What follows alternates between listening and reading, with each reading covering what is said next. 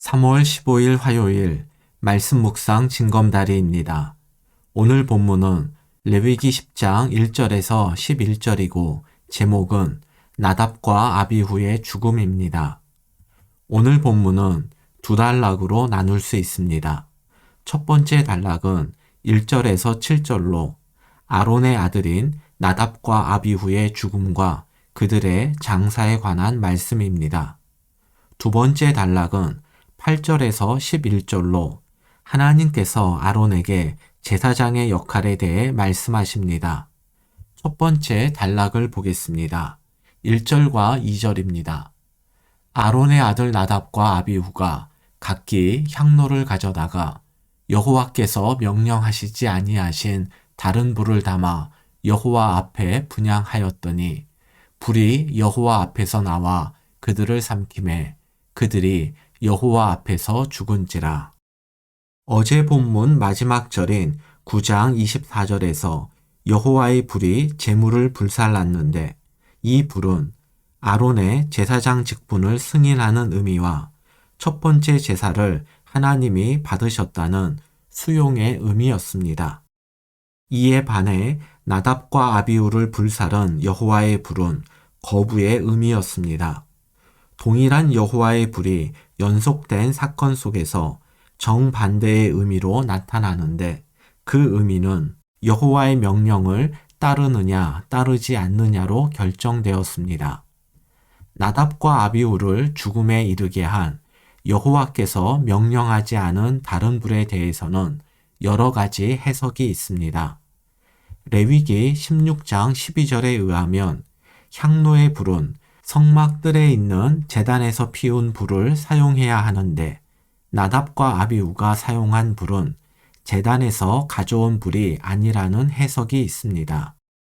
출애굽기 30장 7절과 8절을 따르면 향로의 불은 아침과 저녁에 피우도록 되어 있는데 나답과 아비후가 이 시간 이외에 불을 피웠다는 해석도 있습니다. 그리고 오늘 본문 9절에서 하나님이 아론에게 포도주나 독주를 마시지 말라. 그리하여 너희 죽음을 면하라고 말씀하시는데 이러한 문맥을 고려해서 나답과 아비후가 성막에 들어갈 때 술을 마셨기 때문에 분향하다 죽임을 당했다는 해석도 있습니다. 이러한 해석은 다른 불이 불 자체의 문제라기보다는 제사장의 거룩하지 못한 상태가 문제였다는 입장입니다. 세 가지 해석이 모두 가능하지만 저는 세 번째 해석이 가장 설득력이 있다고 생각합니다. 문맥에 근거한 해석일 뿐 아니라 이어지는 3절에 나오는 하나님의 말씀과도 가장 잘 어울리기 때문입니다. 3절입니다. 모세가 아론에게 이르되 이는 여호와의 말씀이라 이르시기를 나는 나를 가까이 하는 자 중에서 내 거룩함을 나타내겠고 온 백성 앞에서 내 영광을 나타내리라 하셨느니라. 하나님께 가까이 나아갈 수 있는 특권을 가진 제사장은 백성들보다 더욱 하나님의 거룩함과 영광을 드러내야 합니다. 이 말씀이 2절에 이어서 나왔다는 것은 나답과 아비후가 제사장의 의무인 하나님의 거룩함과 영광을 드러내지 못했음을 뜻합니다. 모세가 이러한 하나님의 말씀을 전했을 때 아론이 잠잠했습니다. 갑자기 두 아들을 잃은 아버지 입장에서 하고 싶은 말이 왜 없었겠습니까? 하지만 제사장으로서 자신들이 지켜야 할 의무가 무엇인지 알았기 때문에 그리고 나답과 아비후가 하나님 앞에서 얼마나 큰 죄를 지었는지를 알았기 때문에 아론은 잠잠히 두 아들의 죽음을 받아들일 수밖에 없었습니다.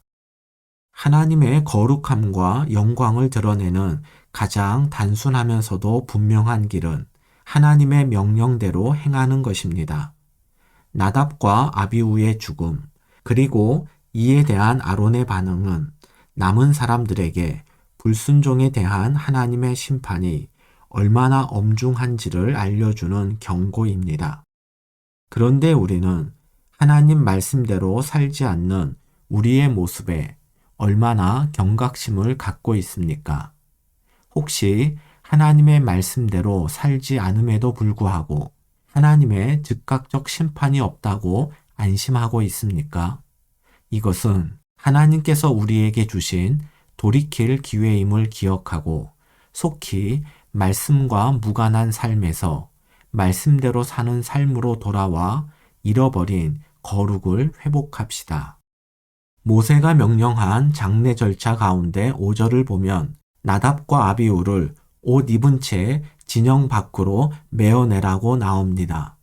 나답과 아비후가 불에 타서 죽었는데 그 옷이 타지 않고 그대로 있다는 것은 이들의 죽음이 단순한 사고가 아니라 하나님의 심판이었음을 암시합니다. 두 번째 단락을 보겠습니다. 8절입니다. 하나님께서는 아론에게 직접 제사장의 임무와 자세에 대해서 말씀하시는데 레위기에서 하나님이 직접 아론에게 말씀하시는 곳은 이곳이 유일합니다. 이것은 나답과 아비후의 죽음에도 하나님이 아론을 계속해서 대제사장으로 인정하고 계심을 보여줍니다. 9절과 10절입니다. 너와 내 자손들이 회막에 들어갈 때에는 포도주나 독주를 마시지 말라. 그리하여 너의 죽음을 면하라. 이는 너희 대대로 지킬 영영한 규례라. 그리하여야 너희가 거룩하고 속된 것을 분별하며 부정하고 정한 것을 분별하고 제사장은 회막에 들어갈 때, 즉 제사장 직분을 감당할 때 포도주나 독주를 마시지 말아야 합니다. 왜냐하면 제사장은 거룩하고 속된 것을 분별하고 부정하고 정한 것을 분별하는 사명이 있기 때문입니다. 한마디로 거룩함을 분별하기 위해서 육신의 즐거움을 절제하라는 말씀입니다. 11절입니다. 제사장은 여호와가 모세를 통해 말씀하신 모든 규례를 이스라엘 자손에게 가르쳐야 합니다. 제사장은 제사를 주관하고 절제하면서 정결과 부정의 문제를 분별할 뿐 아니라 이스라엘 백성들이 하나님의 백성으로서 어떻게 살아가야 하는지를 가르치는 역할도 해야 합니다. 묵상을 위한 질문입니다. 거룩하게 사는 것은 하나님 말씀대로 사는 것입니다. 성도의 거룩함을 위해 지금 더욱 힘써 지켜야 할 하나님의 말씀은 무엇입니까? 하나님은 우리를 통해서 하나님의 거룩과 영광이 드러나기를 원하십니다. 우리의 어떤 모습이 하나님의 거룩과 영광을 가리는지 살펴봅시다. 절제와 분별은 왕같은 제사장인 우리의 신앙생활에 꼭 필요한 요소입니다. 거룩하고 속된 것, 옳고 그름을 분별하기 위해서 지금 내가 절제하고 끊어내야 할 것은 무엇입니까?